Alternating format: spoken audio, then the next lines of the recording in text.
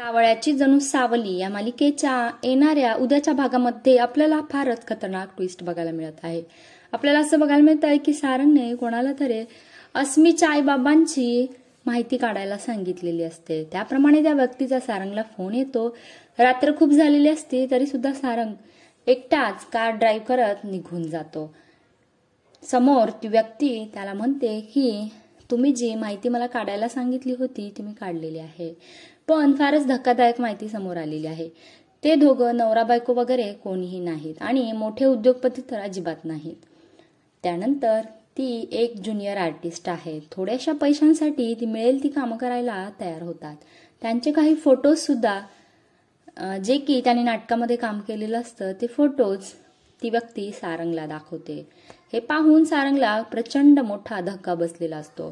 तो त्या धक्क्यामध्ये दारू पितो भरपूर आणि तशीच कार ड्राईव्ह करत करत कसा तरी घरापर्यंत पोहोचलेला असतो आणि मोठ्याने गाडीचा आवाज येतो। सावलीला अगोदरच माहित असतं की सारंग गेलेला आहे। ती खिडकीत त्याची वाट बघत बसलेली असते।